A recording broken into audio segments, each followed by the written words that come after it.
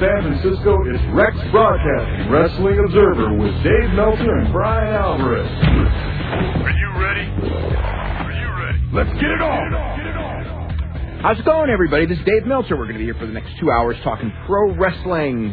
And we're going to be joined by Ian Hodgkinson, Vampiro, former WCW star, currently star in Mexico, who's going to be wrestling this coming Friday night at Arena Mexico in one of the biggest shows of the year in that country, their year-end spectacular against Rey Bucanero in a hair match. He's going to be wrestling Satoshi Kojima, who's one of the best wrestlers in the world, in Fort Lauderdale, Florida, on the Major League Wrestling show on December 20th. We'll be talking to him about that and the state of wrestling in Mexico and the United States. He'll be joining us in probably about 40 minutes or so you can call in at 1-800-878-PLAY. to talk to him. Of course, you have full phone lines. You can talk to me. Brian will not be here tonight. Brian is wrestling. Well, actually, he may call in at some point, but it's touch and go if he'll be able to call in or not since he's wrestling tonight. But anyway, it's you, me, and the telephones. We got a lot of news to talk about. Very interesting week in professional wrestling. We actually have some matches for the Armageddon show. Really not that many. We are 7 days away from the show. Pay-per-view this coming Sunday, also from Fort Lauderdale, Florida. And I think the only official matches are Kurt Angle against The Big Show for the SmackDown Championship and Shawn Michaels against Triple H for the Raw Championship. And they're also going to be Edge against Albert, which has not been announced but will be announced this week, and unless they change their mind. And Chris Benoit against Eddie Guerrero, also not announced. And aside from that, I think I don't even know what else they're going to be doing on that show. So, guess we'll find out a couple of the Raw matches. Well, we'll probably find out all the Raw matches tomorrow night. And Raw, of course, Triple H beating Rob Van Dam on Monday in a match. You know, again, I wrote about this earlier this week. The result of the match had to be what it was if they were going to do that match. How they scripted out that match with Triple H and Rob Van Dam was just unbelievable. It boggled my mind watching it, how they would make the heel the underdog overcoming all odds and winning. The lack of understanding of basic psychology in that match on Raw, it completely boggled my mind. But then again, I guess it shouldn't at this point. Anyway, we are going to head to a break right now. We're going to start taking phone calls. All our lines are lit up, but if as soon as we're through with the call, you can call us at 1-800-878-PLAY, and we'll be getting to your calls as quick as we can. You're listening to the Wrestling Observer Live on the Sports Byline USA Radio Network.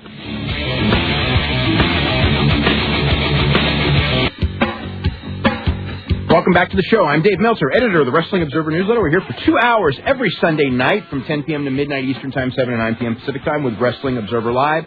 And we'll be taking your phone calls in just a couple of minutes. Want to run down a couple more news items for the week, and I'm sure we'll be talking about several of these.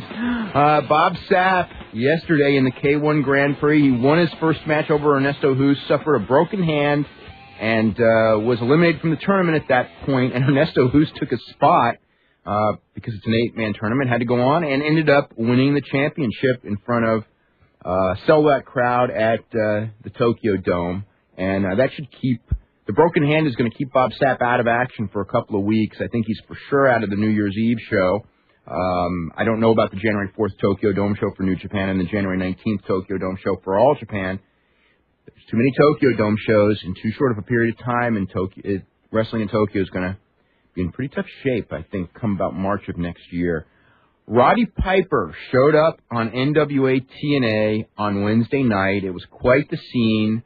Very controversial, mentioned the death of Owen Hart, kind of deflated the crowd there. Vince Russo came out. What was real, what wasn't, who cares? I mean, it was, they got, I think a lot of people know it, but they've just got the wrong idea of where they're going, NWA TNA, and Wednesday night was quite the fiasco of a show. Sting and Lex Luger back in wrestling. Of course, they've been back for about a week now on the WWA tour of the United Kingdom and Ireland, and they had a pay-per-view in Glasgow, Scotland on Friday, and it'll be airing in the United States in February with Sting against Lex Luger. And Sting, from what we understand, looked fine, and Lex Luger, from what we understand, looked horrible. And a couple of other guys on the, Buff Bagwell looked horrible. I I don't know. I mean, the way I read those results didn't look like such a promising show at all. Now, Thursday night SmackDown, 4-way match with Kurt Angle, Edge, Chris Benoit, and Eddie Guerrero, especially with Kurt Angle and Edge towards the end. A spectacular match, one of the best TV matches in a long time, which with Kurt Angle winning, setting up his match with Big Show on Sunday. And it's going to be real interesting when we talk about Sunday because we've got Shawn Michaels and Triple H. They did have a great match at SummerSlam, and I thought that their last couple of minutes of the Elimination Chamber match was excellent. But, you know, the novelty of Shawn Michaels is now worn off, and I don't know. I mean, I'm sure that they'll have a good match. Don't know that they'll have a great match. Kurt Angle and Big Show, that is quite the test for Kurt Angle, who is, I don't think Kurt Angle has had a bad match. Somebody could remind me of this on pay-per-view this year. He's certainly running a string of great ones. Actually, I think the one on the last show might have been the worst one in a long time, and that was a good match. But I don't know if he can keep that string going with the Big Show. I guess we will find out. We're going to start hitting to the calls right now. We're going to start in Atlanta. Tom, what's going on? Hey, Dave, do you think Angle will win that match against Show? I don't think so, no. Aha. So there again, you think the Angle? He might, but he needs knee surgery. That's why I'm saying that I don't know that he will. But that WrestleMania with him and Brock is still kind of like the thing in the back burner, right?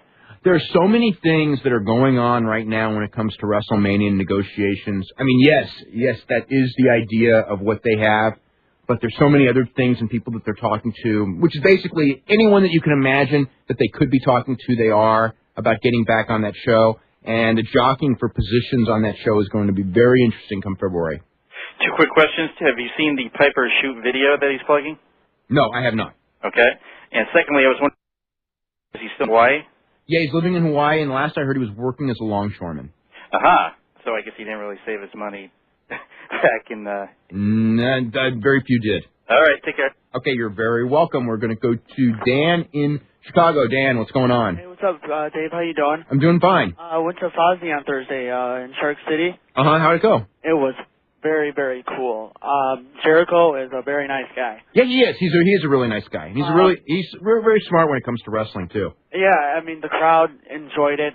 They did TNT, you know, that song by AC/DC. Oh, yeah, of course. And they had the crowd come up on, some of the crowd come up on stage and chant it, you know, do a couple of verses of the song. And they had the guys do it, and then they had the girls do a certain chant. And it was very, very entertaining.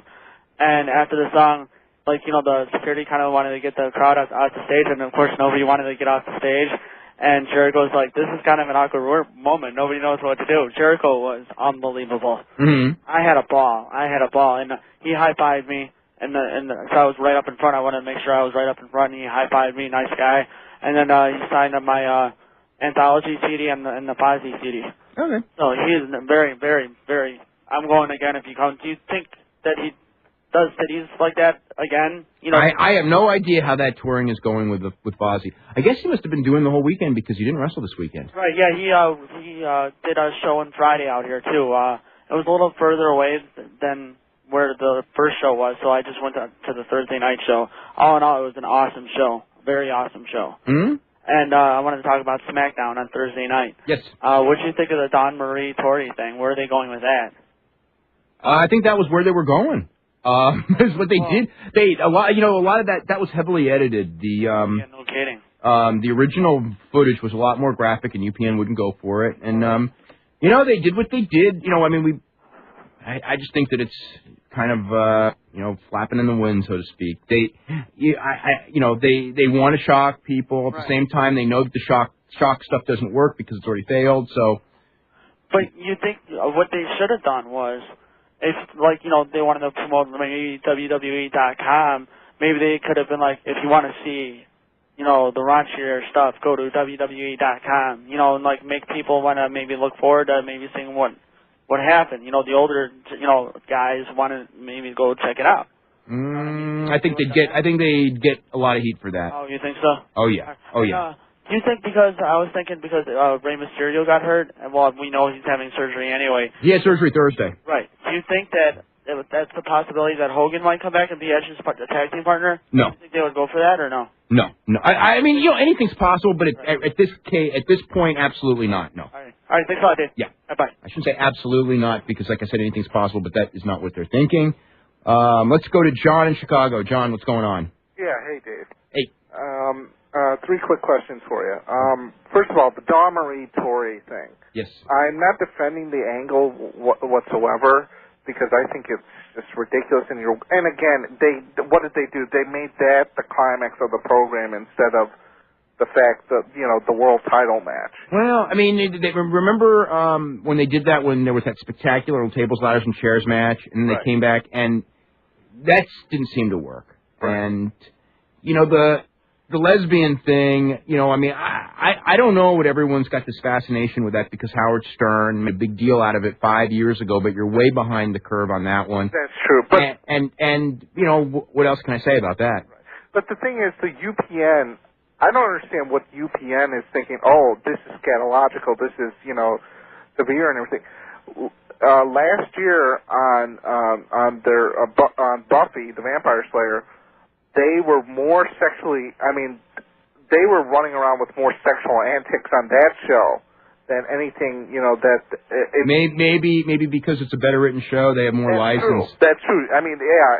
It was maybe when it's part of a well-scripted television show as opposed to something thrown out. When it's thrown out there for shock value with no other reason. That's true. It comes off as stronger and people react to it stronger, and maybe that's what, it was really reaching.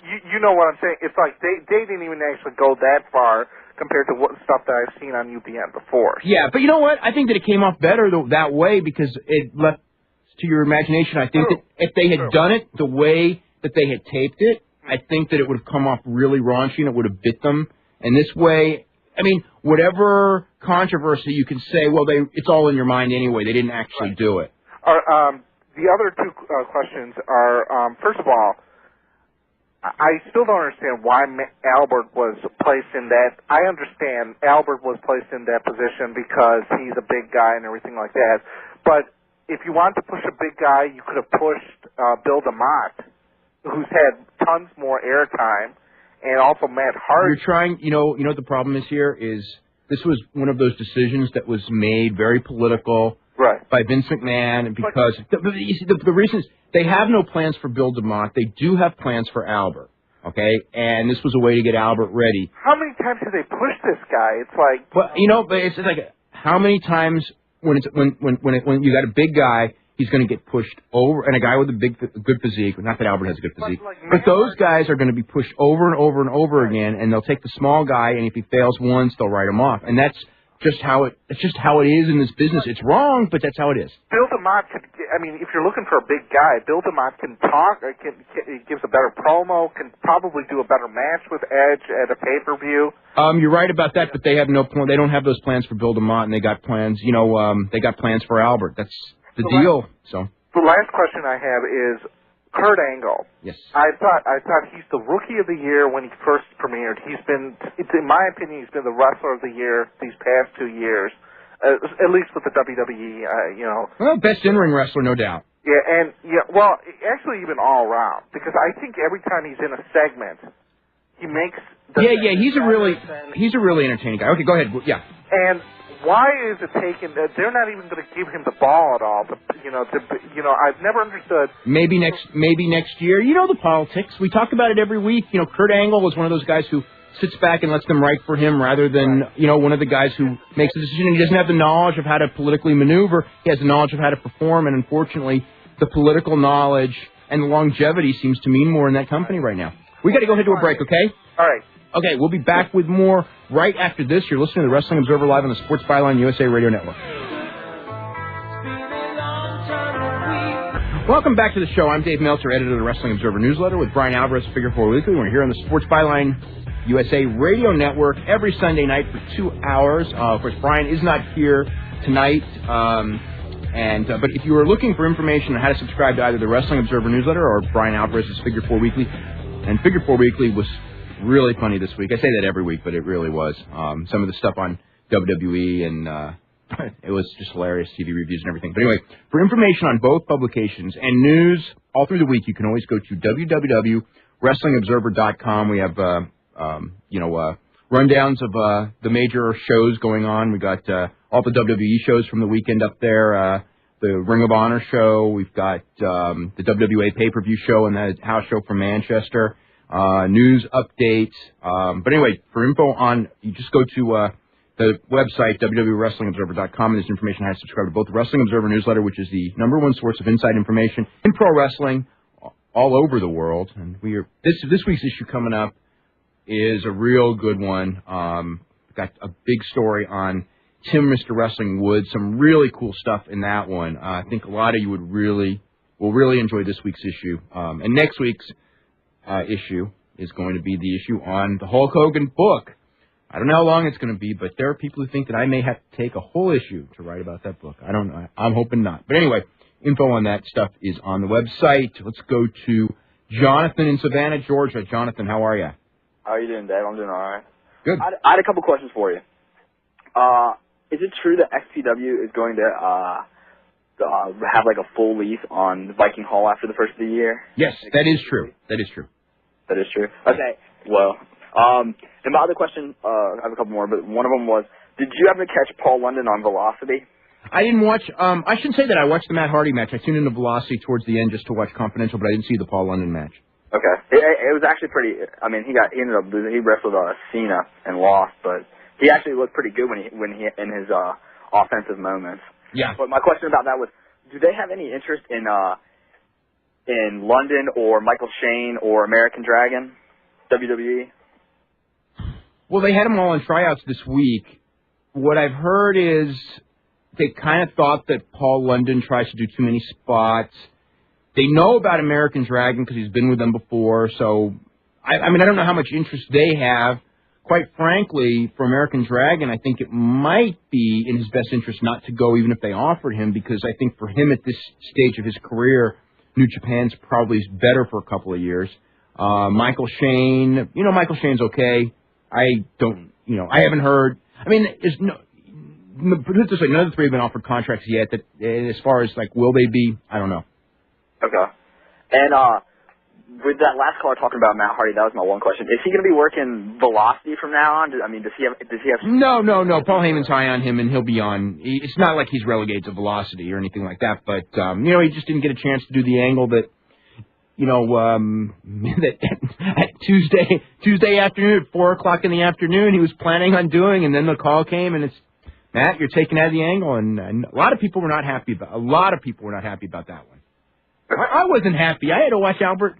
And Albert. I got to tell you something. I watched the thing on Thursday, and Albert and Rey Mysterio. The minute I saw them in the ring, it was like, this looks ridiculous. This is stupid. Yeah.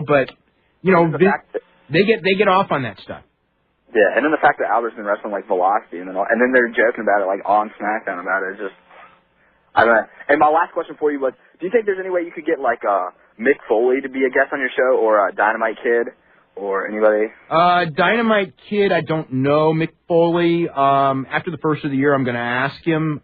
He couldn't do it until after December 15th because of his WWE contract. Right. After December 15th, he could do it if he wants to. I don't know that he wants to, but I'll ask it after the first of the year.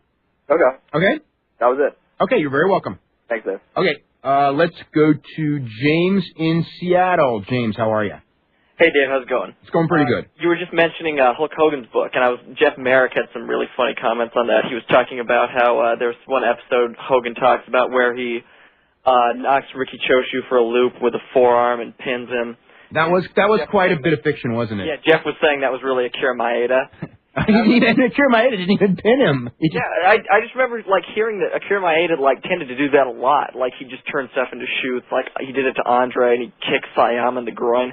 What was his deal? Okay. A lot of that stuff was his fault. The Ricky Choshu thing was a total cheap shot. The Sayama thing was basically Sayama and Maeda's match got out of hand. It was Maeda's last match, or Sayama's last match, before he retired for years and years. And in that match, Sayama claimed Maeda kicked him in the groin, basically to get out of the match right away because it was turning ugly and Maeda was a bigger guy. That was Andre's fault. That was 100% Andre's fault.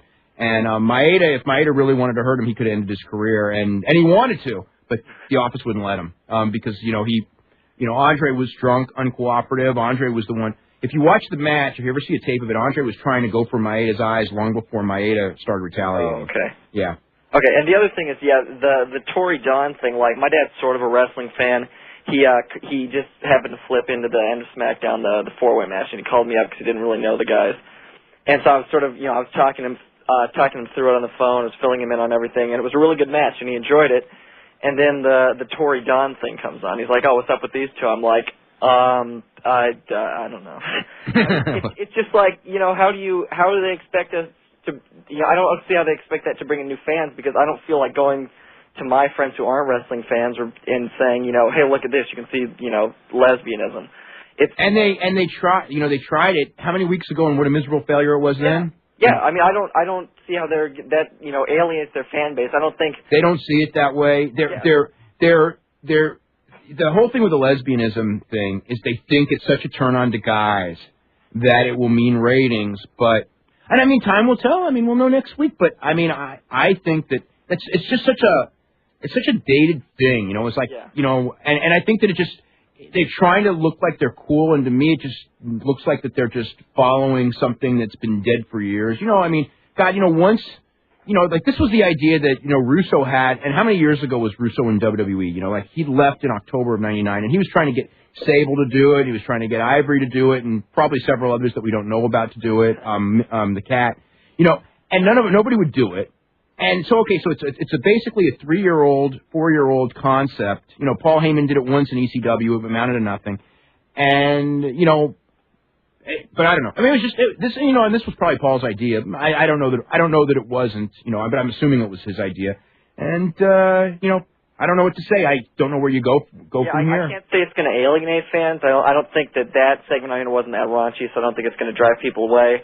But I think that the four-way match there was much more likely to get wrestling fans to go out and say, "Dude, check this out. This was a really good match."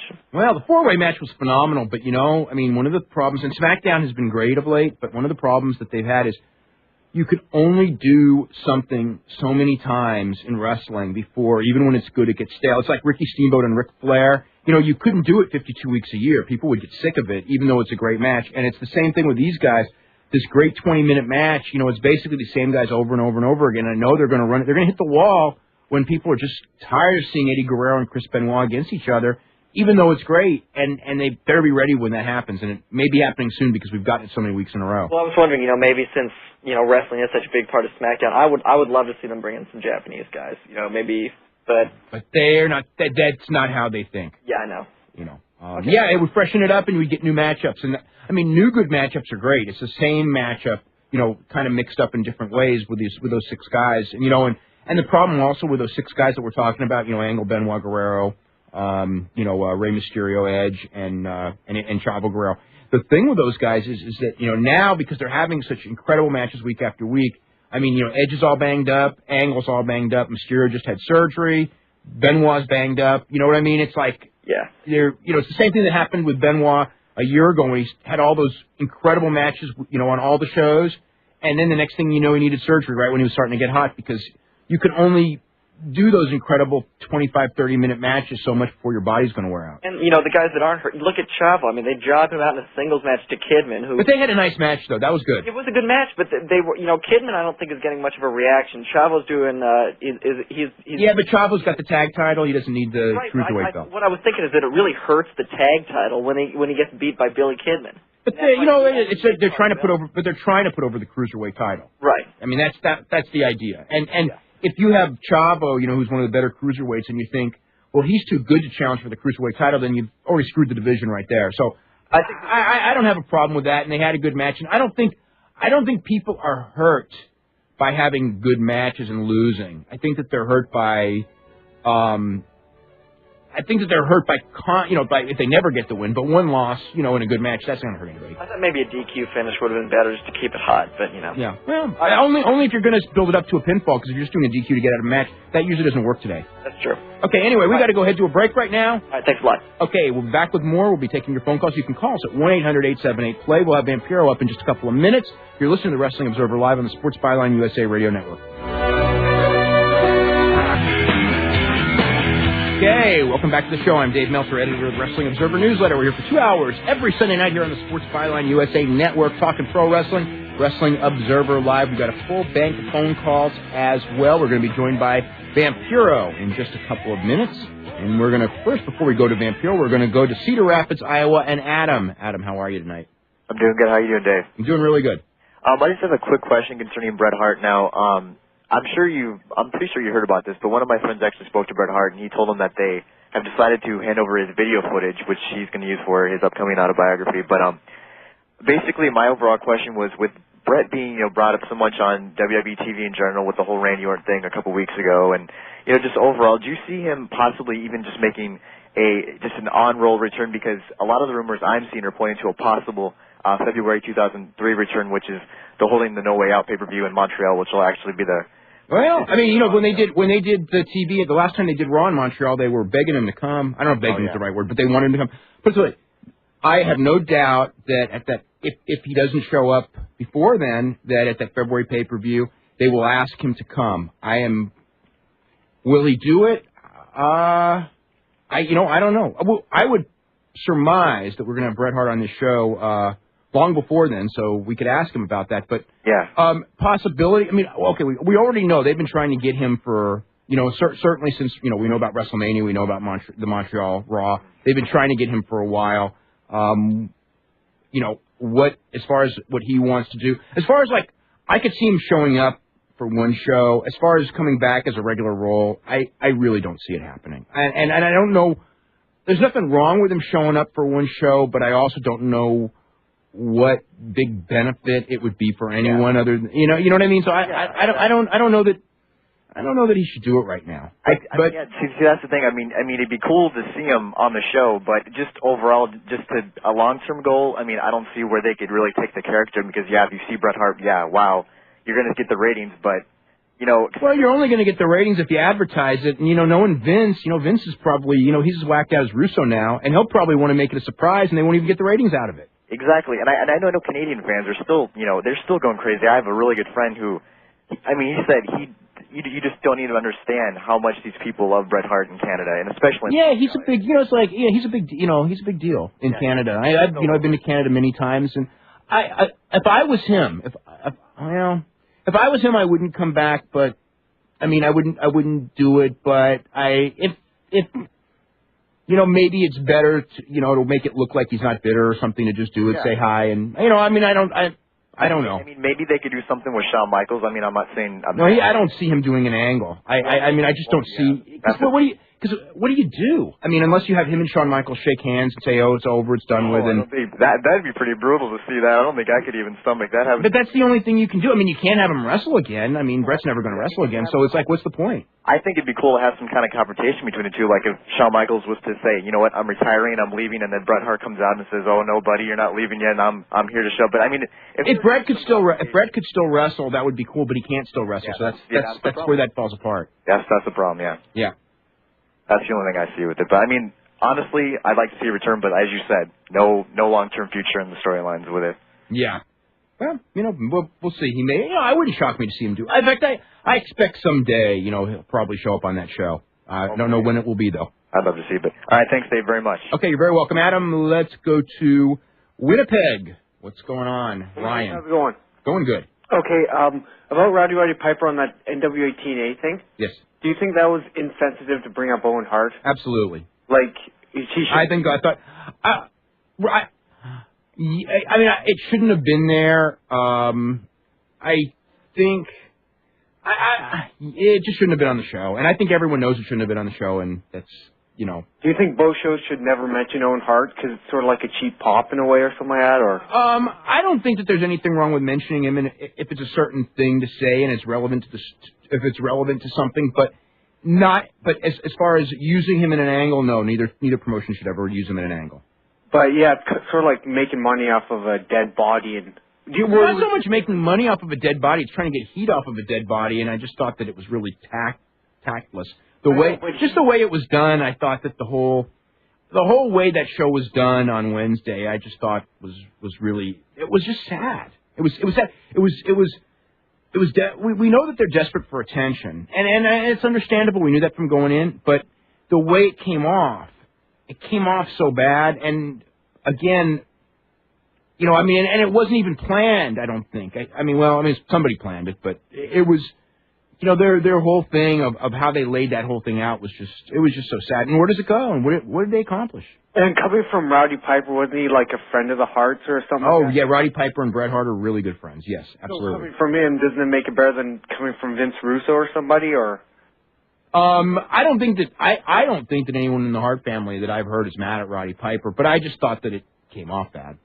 And with with Raw coming up, do you think they would invite Rowdy Piper back? Because he was such a big main eventer in the 80s and all that sort of stuff. And yeah, I mean, I'm sure that they would like to. I mean, my gut feeling is that they're not going to even be calling people until about a week before because they're afraid of the names getting out.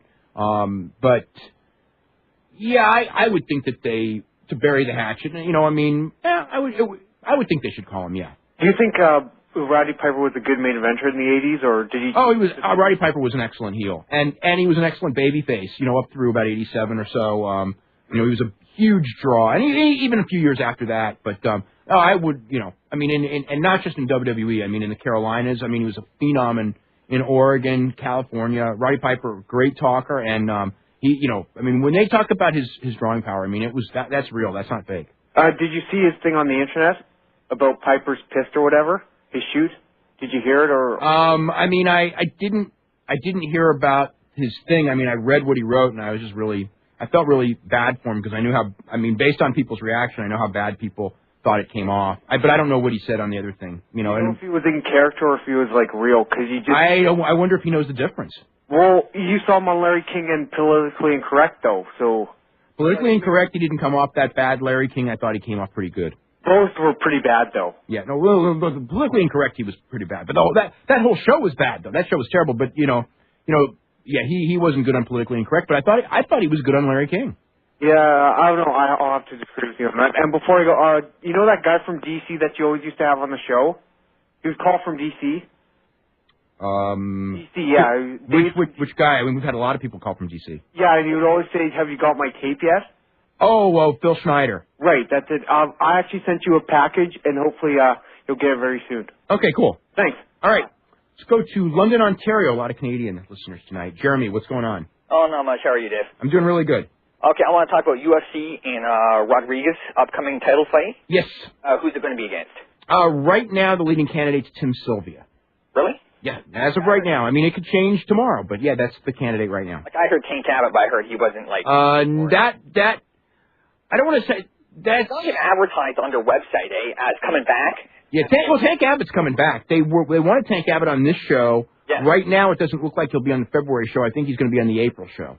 Who's he going to fight? They haven't decided. There's a lot of names. I heard Chemo, but that would be a pretty bad idea. Chemo was talked about, but I heard that it's like maybe 5% chance it's going to be Chemo at best. Yeah, that'd be pretty bad, considering, like, of all the people from the past they could bring back, why you like Chemo? There's a lot more. Well, I think the idea was that because Chemo's a guy that they're confident Tank Abbott can beat. That's probably why. Okay, I just want to mention, and before that's about it, I just want to mention, though, about the Bret Hart thing. I would be really disgusted if Hart did that, like, came back. Mm-hmm. Did that whole WWE thing. I'm a Canadian fan, though, so that's probably right up my, like, as the guy was saying, the Canadians are really behind Bret Hart, and especially since the Montreal incident, he's become kind of a national hero. Mm-hmm. And it would, I don't know, I'd be sick, you know. Well, yeah, because it's. And then, you know, I go back and forth on that one because if it was up to me, I don't know that I just. Anyway, it truly would end that whole bitter rivalry, but I don't know if it would end it. Like, if he came out and did an angle with Shawn Michaels, No, if he didn't angle, it would be terrible. But I mean, even if he did that thing, like a thing with like a handshake with Shawn Michaels or anything, that'd be horrible. I mean, I'd be disgusted. Well, then maybe you shouldn't do it. Yeah, I know that. We should tell him that. We're really strongly behind Bret Hart, like a lot of us are, anyways. Yeah, I am. I'm a big Bret Hart fan. Oh, I was always a big fan of Bret Hart when he was a wrestler too. Yeah, I think he's got a lot of integrity. That's about it. Okay. Have a good night, Dave. Okay, we're going to go to somewhere in Mexico, and I'm not even sure where, but we've got Ian Hodgkinson, Vampiro on the line. Where are you tonight? I'm in Mexico City. Mexico City? And how you doing? I'm doing really good. Over the last, we haven't really been seeing you in the United States for a while. I mean, I've actually watched you on the Galavision pretty regularly and in Arena Mexico, and actually, it's some of the best wrestling in the world right now. And you're going to be wrestling. You're wrestling Ray Bucanero Friday night, right? Yes, I am. And it's a big hair match. And now you cut your hair short just not all that long ago before this hair match. Any reason for that? Yeah, I was bored. That was it, man. I had long hair for like 18 years, and it was kind of like I wanted to leave everything that was Vampiro kind of in the past, you know? It was time for a change. Now, that's the one thing, if people have not watched the wrestling from Arena, Mexico, if they saw you, they would not recognize you. I mean, because I know, like, without you don't have the face paint anymore, you have the short hair, you're a lot bigger. I don't know, 250, 260. I know, like, when friends of mine have seen it, and they see it's like, well, who's this new big guy? And it's Vampiro. So you've totally, basically changed your look. Changed everything. Had a lot of growing up to do, obviously, for, I guess, the first 10, 11 years of being involved in pro wrestling. I got a great position in Mexico right away, real young, without really earning it. And, I was pretty immature, and I couldn't handle a lot of this. With a lot of success at a young age comes success in everything, and it just got out of control. After I broke my neck at Halloween Havoc in Vegas, I had like 2 years to mend. And I just, I just saw that there's so much more out there than pro wrestling in life. I just had a daughter, and my marriage was great, so I just basically went full-time into studying, and just wanted to change everything about me. And when they told me I couldn't wrestle, that's when I started working with Matt Fury, who I don't know if a lot of people know who he is, but he's really the one and only who's into catch wrestling right now, and training with your body. Body weight, a lot of gymnastic stuff, a lot of yoga, a lot of old-time wrestling and boxing philosophies and exercises. And from there, I had to change everything I did in the ring. I had to actually learn how to wrestle because I couldn't fly around anymore or do a lot of crazy big bumps because of my head and neck injuries. So I basically had to not only change my look, I didn't have to change my look. My whole wrestling philosophy had to change. With that came the change in look. I don't know if that makes sense to anybody, but that's basically what happened. Well, we've got to go ahead to a break right now. We're going to come back with more with Vampiro right after this. You're listening to the Wrestling Observer Live on the Sports Byline USA Radio Network. Okay, welcome back to the show. I'm Dave Meltzer, editor of the Wrestling Observer Newsletter. We're here every Sunday night from 10 p.m. to midnight Eastern, 7 to 9 Pacific time. Our guest tonight is Vampiro from Mexico, and he'll be wrestling, besides this Friday night match, which we talked about against Ray Bucanero, where he's going to be wrestling on December the 20th in Fort Lauderdale, Florida, at the War Memorial Auditorium for Major League Wrestling against Satoshi Kojima, who's one of the best wrestlers in the world. And that's a really loaded show. It includes Taiyo Kea from All Japan Pro Wrestling against Jerry Lynn, which on paper sounds like a great match. And for old-time Florida fans, Dusty Rhodes, Terry Funk, and Steve Corino in a three-way. And we were before we get back to what we were talking about. I wanted to. Were you talked with as far as doing the All Japan Tag Team Tournament and being Muto's partner this year? No. Really? No, there's a lot of speculation flying around. And Sawa, he works in Mexico too. I don't know if a lot of listeners know who he is. I'm sure you do. He told me that was the big thing in Japan. Was the rumor was supposed to be me. But apparently I still got a little bit of heat there with Mrs. Baba, even though she's not in the picture. And Muda's sent word to me just to let her cool down a little bit, and then I could go back. Mm-hmm. So, no. Now, when was the last time that you wrestled in the States? Oh, man, I guess for the Major League Wrestling show in New York. That's right. What are your thoughts as far as, I'm trying to think, you went over there before. I think it was before Kojima was actually with All Japan. Is that right? When you were going to All Japan? Before. Yeah, so you've never wrestled him before? No, I met him at the last show. And obviously I'm very familiar with who he is and his work because I watch Japanese wrestling constantly. And I'm looking forward to it, just because I don't get to wrestle. The style that I love is Japanese style. And, of course, being down here in Mexico, it's a whole different world. And obviously in the United States, that's a different picture too. So I'm pretty excited get to work with him. We have got to go to our hourly break right now. We've got a full bank of phone calls right now. Actually, I take that back. We have one line open. You can jump in at 1-800-878-PLAY. We're going to start taking phone calls for Vampiro in the second hour. I want to remind you also that we've got a lot of topics, actually, to talk about in the second hour, including Jeff Jarrett. Jeff Jarrett was on the show a couple weeks ago, and something was brought up by one of the callers, and I had forgotten about it. And then on my way home, I remembered the story, and I felt like a complete idiot. So anyway, we'll talk about that as soon as we come back, actually, as well as Vampiro opening up a training school in Mexico and some of his other goals for life as he winds, for the remainder of his wrestling career and how much longer he wants to go and all kinds of stuff like that. You're listening to Wrestling Observer Live on the Sports Byline USA Radio Network.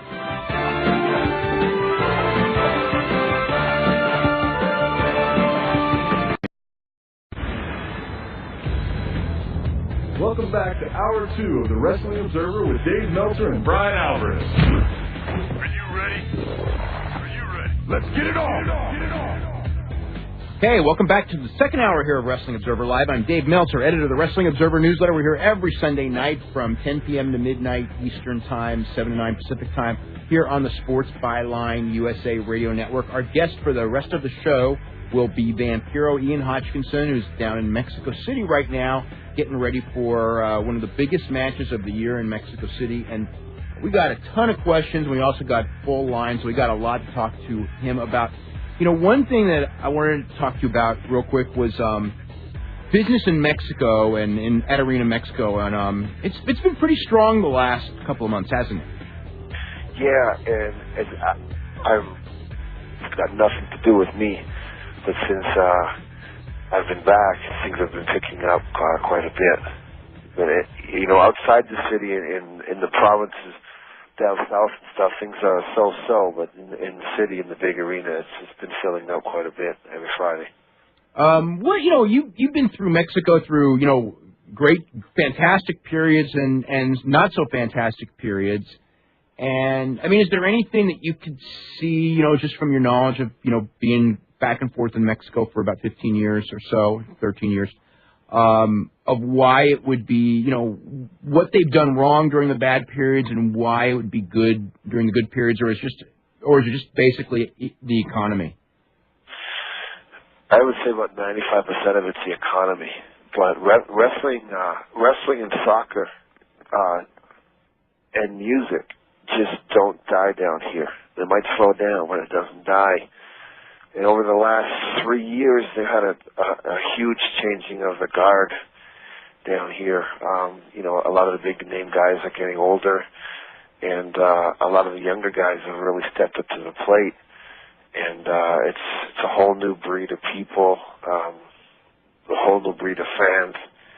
It's a little bit different in the office booking wise. Still makes no sense, but it's changing. And then we know with cable down here now, they get a lot of influence from American wrestling. And American wrestling isn't that popular down here, but people see it. So, that's helping things change down here too. So now that there's new faces and the wrestling's a lot stronger, and I say stronger, it's a lot stiffer than what it used to be. That contracted to the people down here. So this is a rough place to live, and people like violence, and that's just the way it is. And it's never really slowed down, but it's just different now. We're going to go ahead to a break, and then we're going to go back. We're going to start taking phone calls for Vampiro, and we'll talk to him about a lot of other stuff, including his lengthy stay in WCW and American wrestling, as well as Japanese wrestling, because he's a big fan of that as well. We'll be back right after this. You're listening to Wrestling Observer Live on the Sports Byline USA Radio Network.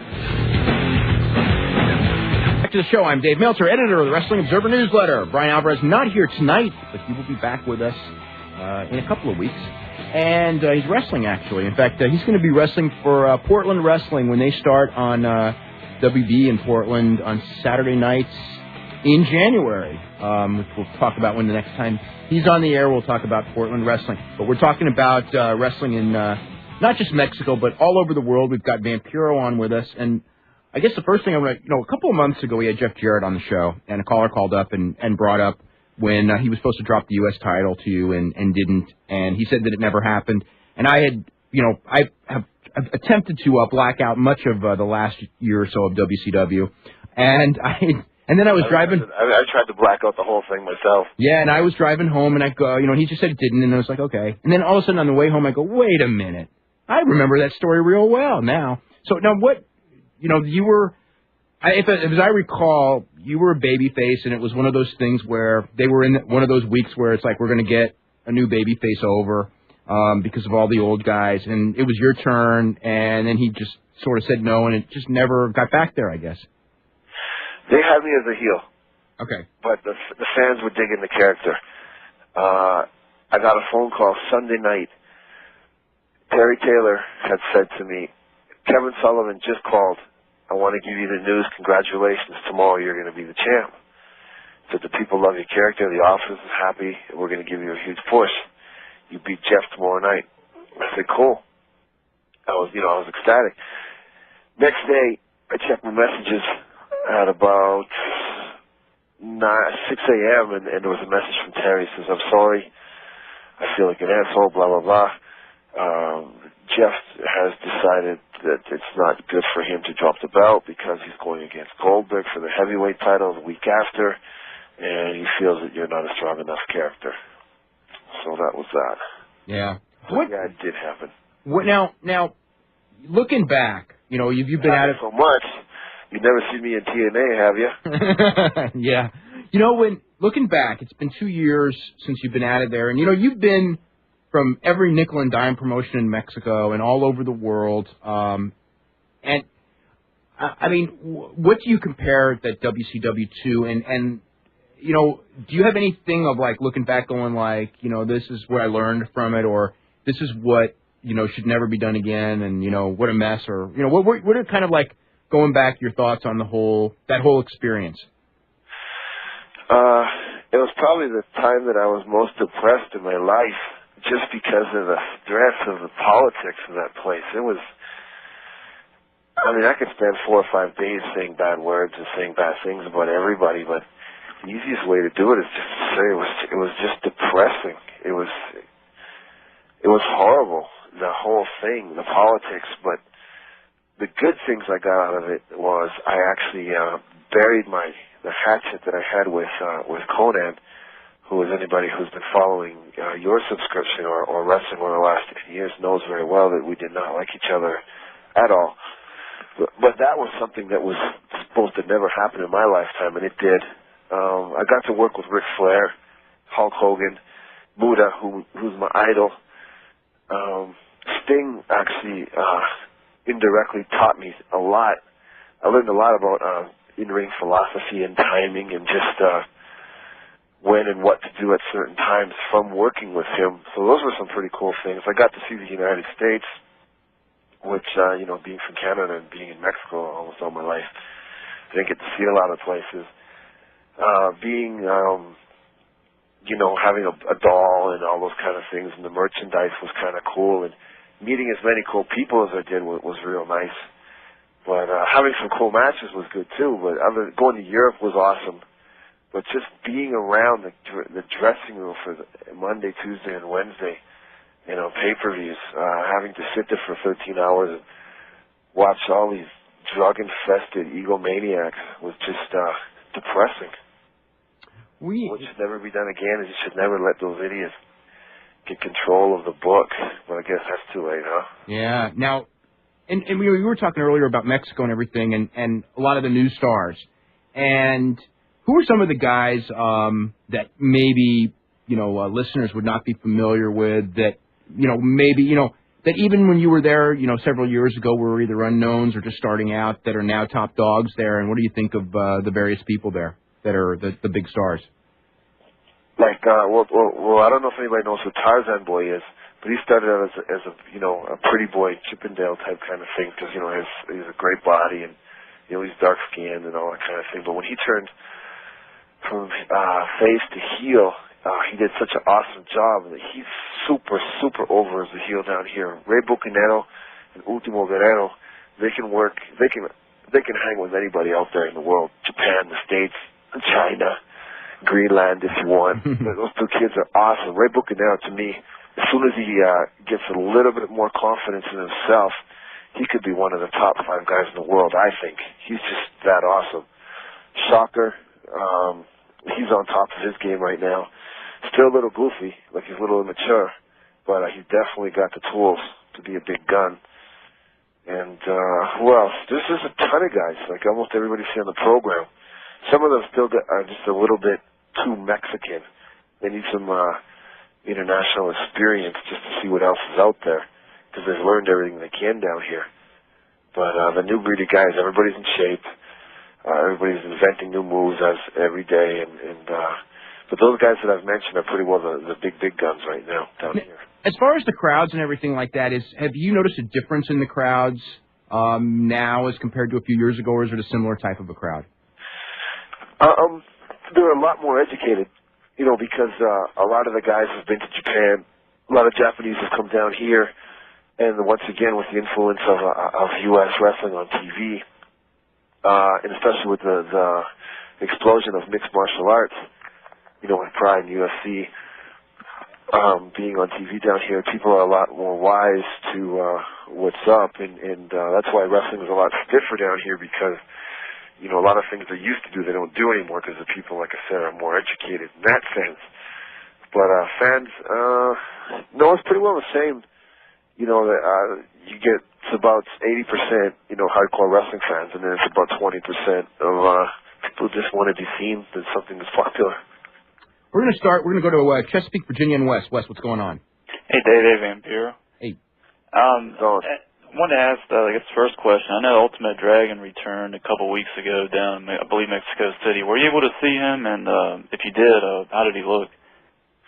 He looks Japanese. I see him all the time. I see, we're friends. He's got his dojo down here. First, the guys from Japan come over here to learn.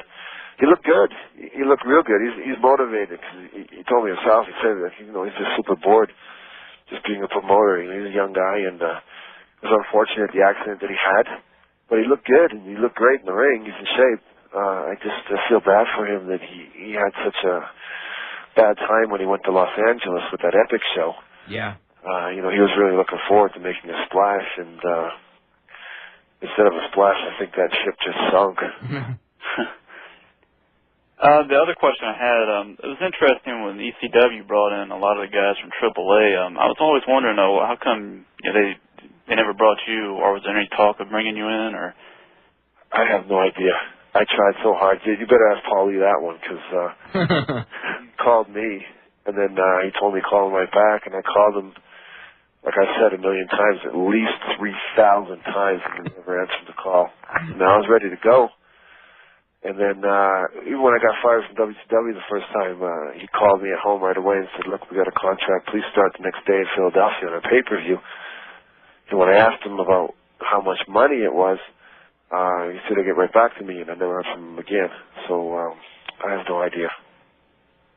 Well, thanks for your comments, and good luck to you, man. I really enjoy your work. Thank you. We were talking during one of the breaks. You've opened up a gym. It's kind of like a mixed martial arts type of gym. Yeah, there's that. That's part of the martial art is, it's not even a martial art. If you look on the internet and there's Senshido.com, you'll see the school in Canada. It's a reality-based personal protection, self-defense system, and it's common attacks in the street, or against 1 or 2 to 3 to 4 people, weapons, knives, guns. There's programs for women, anti-assault. There's children's programs. We've got stuff for the military, for the police.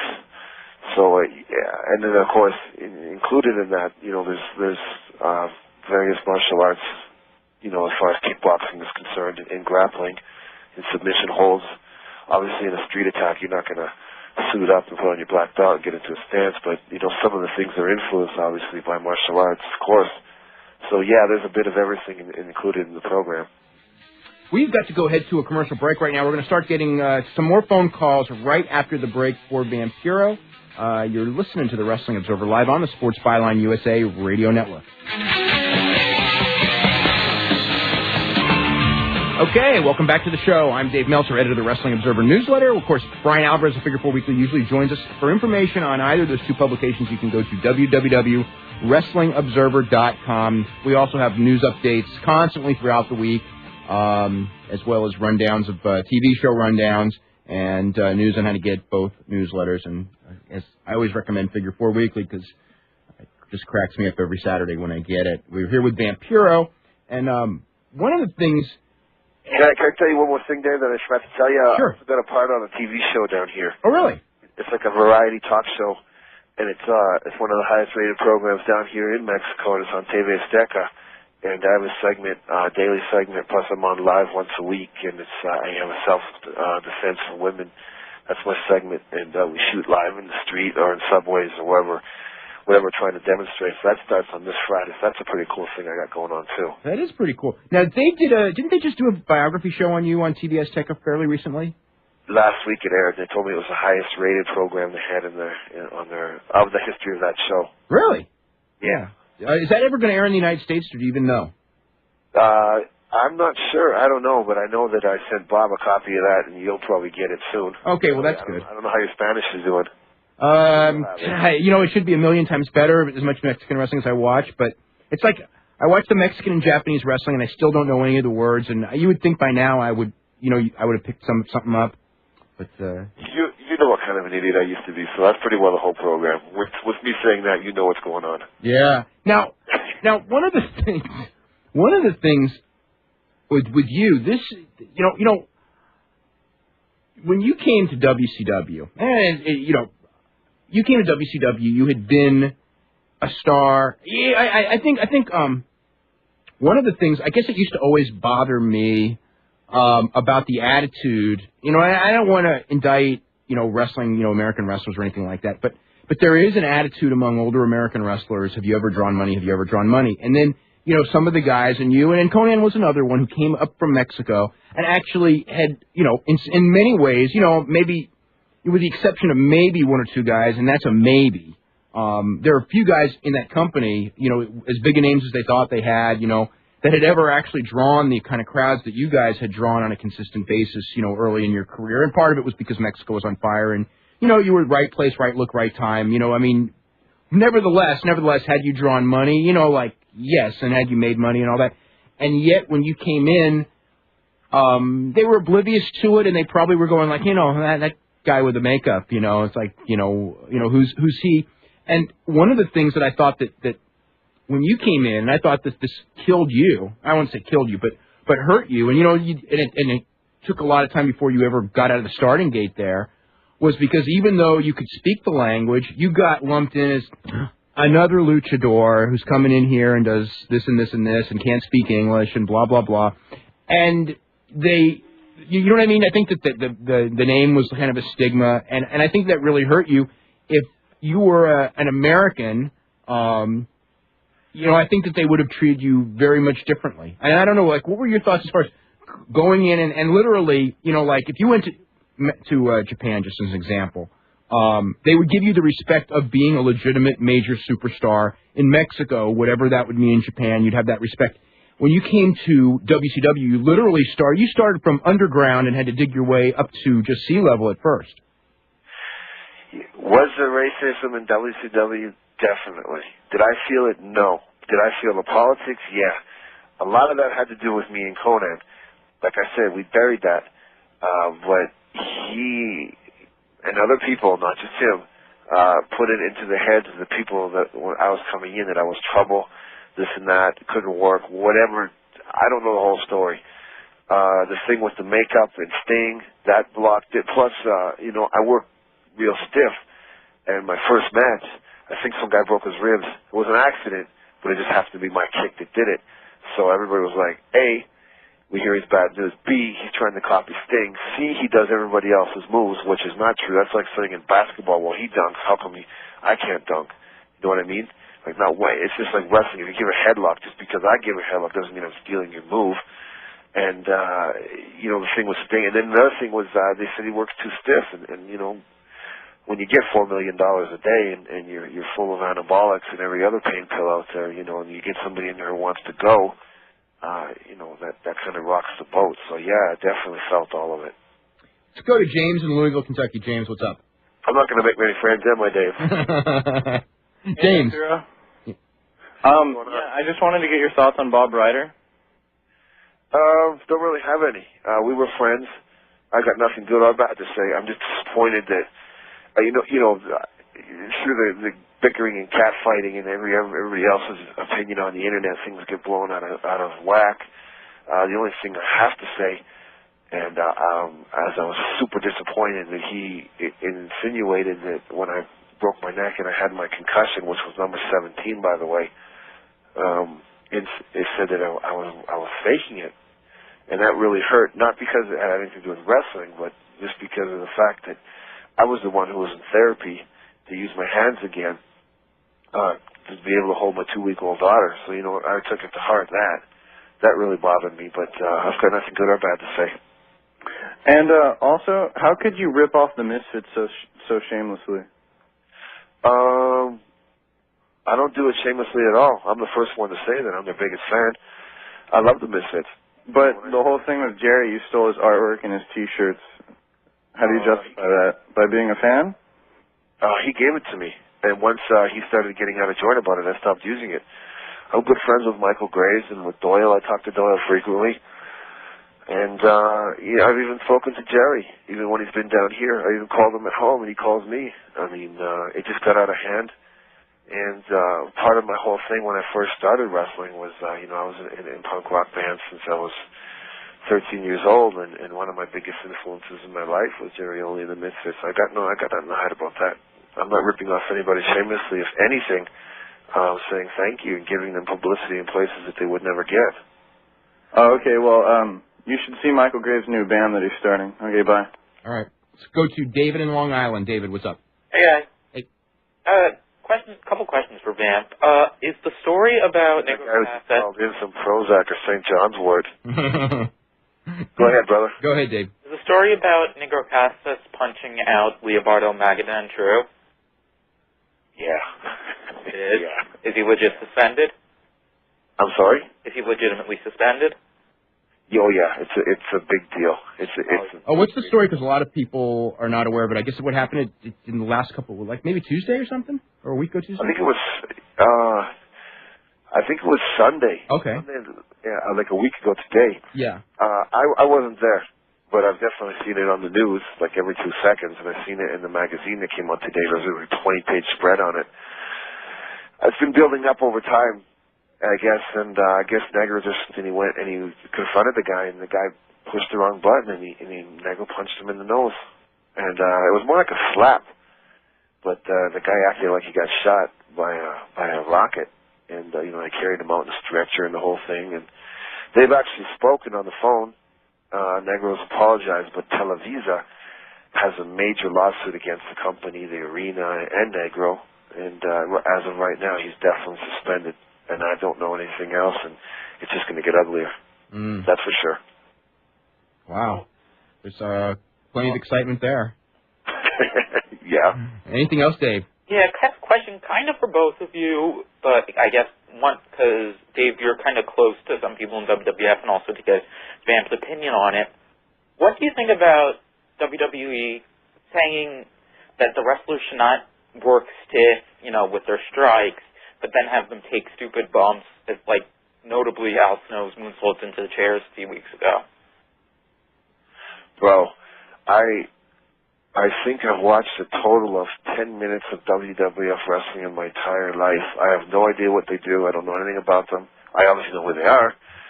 I don't know anything about. I don't pay attention, and I have no interest in their policy. I don't know anything. I don't know. I mean, we all know that, they've had a lot of guys get hurt and that they're trying to avoid injuries, but then... They're a mega billion-dollar company. It's logical that they don't want them to... I mean, if you close on a guy real stiff, you look at Kawada or Misawa or Tenryu or Steve Williams, Dr. Death, those guys are beat up. Yeah, they're beat up. If you're trying to get ratings on TV and you're creating characters, and all of a sudden they're knocking each other out, that's not good business. Yeah. Now, and yet at the same time, the guys themselves, I think the guys themselves, when you're talking about the bumps, they'll willingly do it to themselves, but I think that there's a thing where you don't hurt somebody else. If you hurt yourself, well, that's just trying to get over. So maybe that's where, because I don't think Vince McMahon loves the idea of these guys taking crazy bumps either, but I think a lot of the guys do it just to get noticed because it's real tough to move up the ladder there, as everyone's seen. You're absolutely right on that. It's like if I didn't climb up the scaffold at the Great American Bash with that fire match with Sting, you can better believe it. There was a dressing room full of guys ready to take my place just to get that one shot of getting out there. It's unfortunate that wrestling really doesn't have anything to do with actual wrestling anymore. Yeah. Does that make sense? Well, it's changed it, and I don't know when it's going to get back, but it may have to just because of the injury situation. I think so. Yeah. We're going to go ahead to a break. We'll be back with more with Vampiro right after this. You can join us at 1-800-878-PLAY. You're listening to the Wrestling Observer Live on the Sports Byline USA Radio Network. Okay, welcome back to the show. I'm Dave Meltzer, editor of the Wrestling Observer Newsletter. We're here with Vampiro, and I want to remind everyone that if you want to watch Vampiro, you can actually watch him wrestle most weeks on Sunday mornings at 2 o'clock on Galavision. They have the wrestling from... let's see, let me get my dates right. 16 days earlier at Arena Mexico, they have the matches. And also, he's going to be wrestling Rey Bucanero this coming Friday night at the year-end, the main event of the year-end show at Arena Mexico. And on December the 20th at the Fort Lauderdale War Memorial Auditorium, he's wrestling Satoshi Kojima for the Major League Wrestling Championship. And I wanted to, you mentioned earlier about UFC and Pride. How prevalent, is the exposure of that in Mexico, and how much, if you were going out there and doing some, whether it's positions from those matches or submissions, which you've kind of caught on in Japan, I mean, how recognizable would that be, at a Mexican show? See, a lot of the submissions that I do, I learned from Matt Fury. All of the submissions I do, I learned from Matt Fury, and I don't know if a lot of listeners know who he is, but he's trained with Carl Gotch, and plus he was, he's a world champion in Kung Fu, and plus he was a national champion wrestler in college, and so he's pretty well my guru, as he's God in my eyes. So a lot of things I do, if they're submissions, they're so real, you have no choice but to understand that it's a real hold. UFC and Pride down here, they have their own versions in Mexico. And it's almost, I don't know if, Dave, if you've seen in your travels the tapes from the Ukraine and Russia and stuff like that. I've seen the Russian tapes, yeah. Yeah, you know how violent and... Yeah, that's too violent for me. It's what it's like down here. Yeah. So it's coming in. You can get it on pay-per-view UFC every time there's a show. So, it's definitely gaining popularity down here in a big way. So it is making a difference. We have meetings with our company, and the boss stresses, if you're going to throw a punch, make sure that punch is a real punch, because what used to fly 20 years ago just doesn't cut it anymore. So things are changing everywhere because of that mixed martial arts. Let's go to Alan in Deerfield Beach, Florida. How's it going? It's going pretty good, Alan. What's happening? I wanted to ask Vampiro the rumors about Mike Awesome being drunk that night when he dropped him. Is that true? Is there any truth to that? I'd rather not say. Okay. All right. And I want to ask Dave something else. Yes, sir.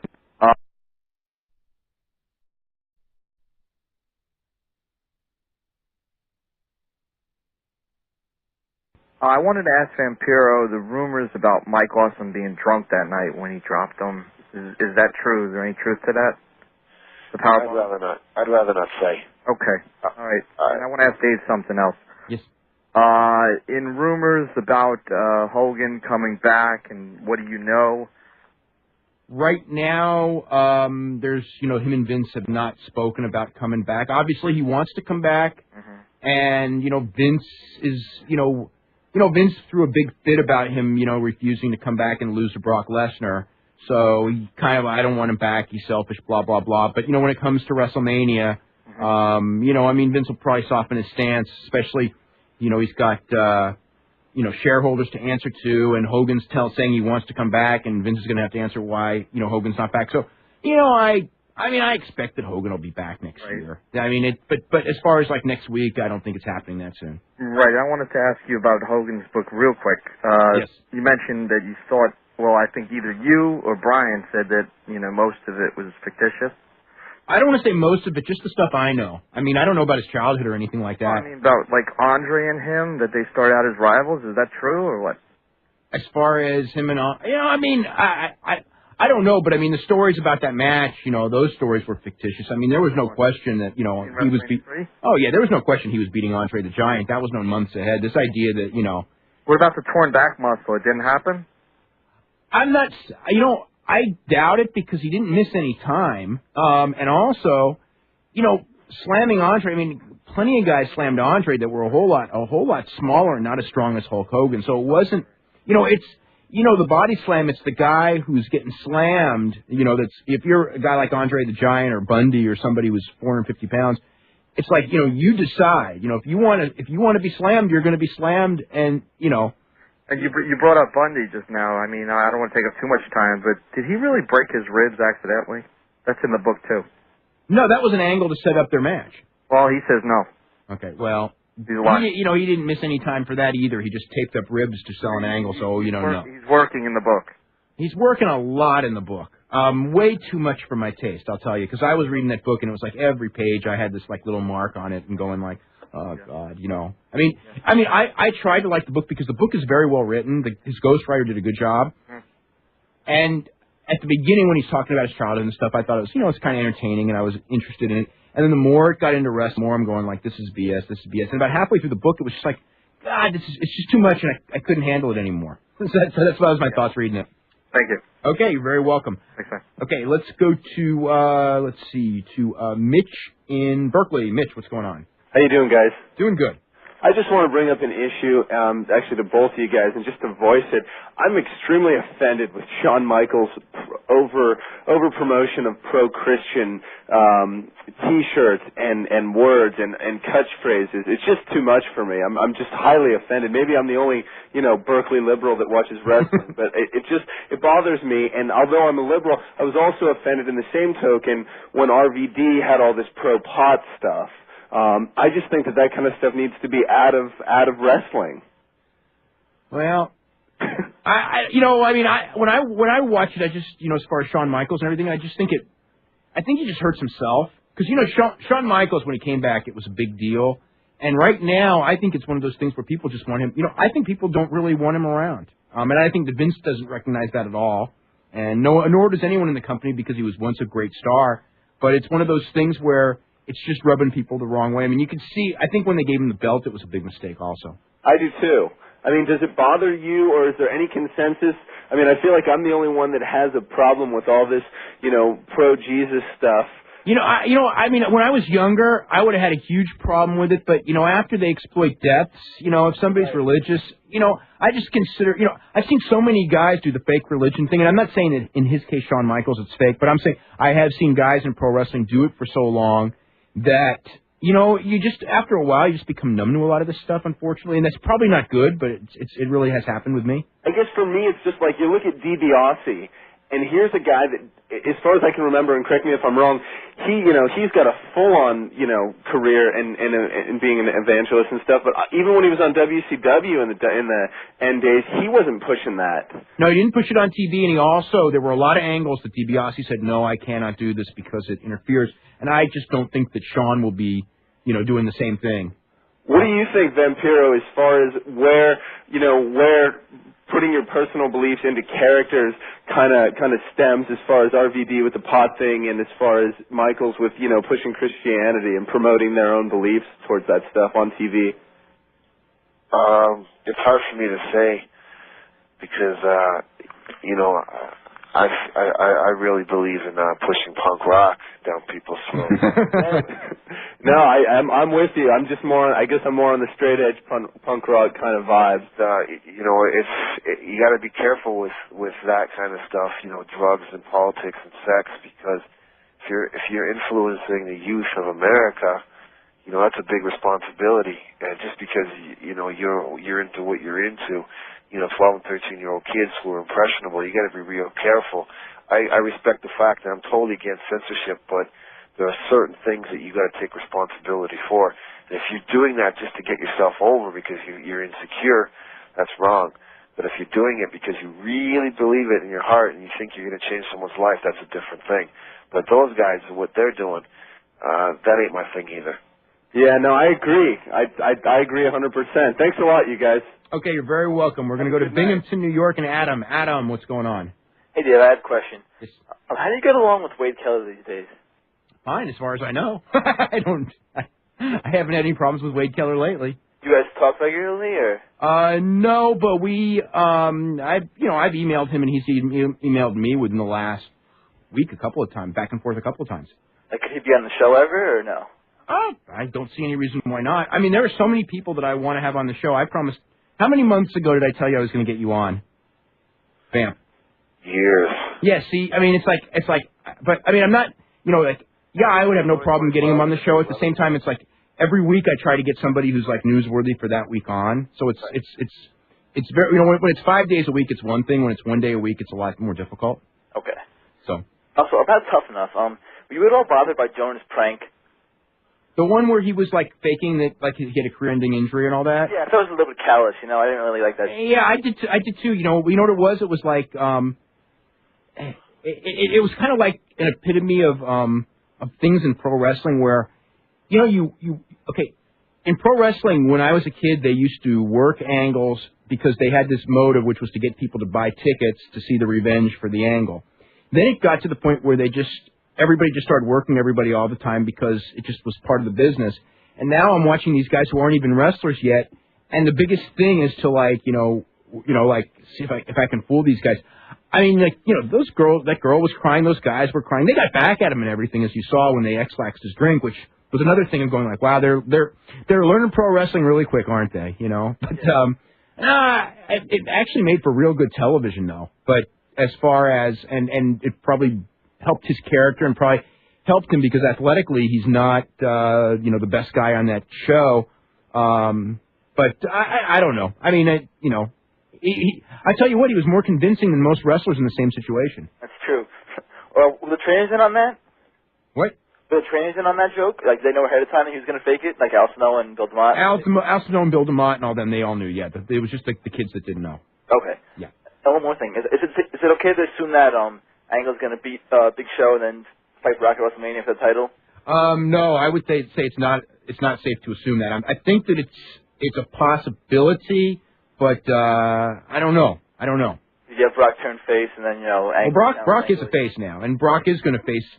There is the idea that Brock's going to face Angle at WrestleMania. I mean, it could get derailed, easily, but that is the idea right now.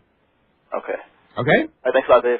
Okay, we're going to go to Josh in Springfield, Ohio. Josh, what's going on? I just had a question for Vampiro. Yes. Were you considering going to Ring of Honor anytime soon, maybe? I think you fit in real well there. To what? To where? Ring of Honor is independent promotion out of Philadelphia. It's actually Finkelstein's thing. Rob Feinstein. Why don't you tell the story about that? I don't see that happening. Yeah. There's just a certain personality conflicts that would make that very difficult. Yeah, sometimes I got this bad habit of speaking my mind, especially when I'm in character. I really get out of control. And Rob's never been a fan of mine, and I don't even know who he is, but I think I've just had about enough of him. And I shot my mouth off about him, and I just don't think Ring of Honor is going to happen. Just leave it at that. Yeah, I was seeing that Conan was going to be in there late December. Yeah, Conan's wrestling there in a couple of weeks. Is he? Yeah. Oh, yeah. Well, I wish him luck. Yeah. Anything else, Josh? We got to run real quick. Yeah, I just wanted to ask a quick question about Tough Enough. Yes. Did you see that John was labeling himself as a Tough Enough finalist wrestling in California? I didn't know he was labeling himself as that, but I heard that they weren't supposed to wrestle until after the season's over, and I saw that he was wrestling. That may work against him. I don't know, or maybe they changed the rules, but I know that they hadn't changed them when the thing started. All right, thanks for taking my question, guys. Okay, you're very welcome, Josh. We will be back right after this. You're listening to Wrestling Observer Live on the Sports Byline USA Radio Network. Okay, welcome back to the final segment of the show here. I'm Dave Meltzer, editor of the Wrestling Observer newsletter. We're here every Sunday night from 10 p.m. to midnight Eastern here on the Sports Byline USA Radio Network. We're here with Vampiro. We just got a couple of minutes left. I want to ask you, future plans what's it look like for you as far as wrestling and just life in general? Life in general couldn't be better. I'm happy being married, happy being a dad, happy getting my business going. I got my school, hopefully opening a nightclub within the next 3 or 4 months also. Wrestling-wise, I'm very happy that I finally learned how to wrestle, and I'm doing what I want to do the way I want to do it. And I hope that I won't be around too much longer, 3 years maybe at the most, 1 year at the least. But however long it is, I'm going to give it my all, and hopefully the fans will be happy with the work I do. Do you have any goals as far as going back to the United States or Japan, as far as like full time? No, not at all. Yeah. I don't fit in the United States. It's just not my thing. I'm too set in my ways, I think, and they don't need me. And as far as Japan, I love to go for the big shows, but doing 3 and 4 weeks, especially with a young daughter in a marriage. You know how many broken marriages there are in this business, and I don't want to be another statistic. So if Japan wants me, I love to go for big shows, but if not, that's no big thing. Well, as far as in the States, we got the show on December the 20th. Do you have any other bookings coming up in the States? No,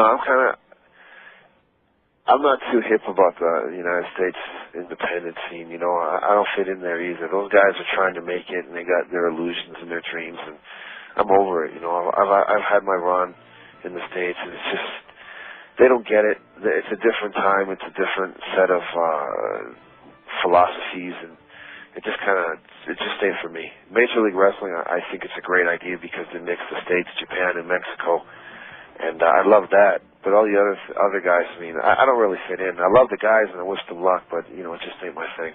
Okay, I want to thank you very much for joining us, and good luck on Friday. I know it's a pretty big match there. I guess one of the bigger matches of the year. It's already sold out, so I'm kind of nervous. It's already sold out? Well, then yeah. That's a good sign, though. For the boss, it is. If he pays me, it's even better. Do you get bonuses when you're selling the place out, or are you pretty much just on a guarantee you're going to get the same thing either way? I set myself up for a guaranteed deal, just because when things are bad, they're bad, but I still want to get paid. So, some guys, hair matches, title matches, mask matches, they get big bonuses, major big bonuses. They make more in one night than they do in 3 years, so it's a pretty big deal for whoever is going to go home bald that night. Okay, we're going to talk to you soon, and we got to get out of here. We'll see you all next Sunday. You're listening to the Wrestling Observer Live on the Sports Byline USA Radio Network.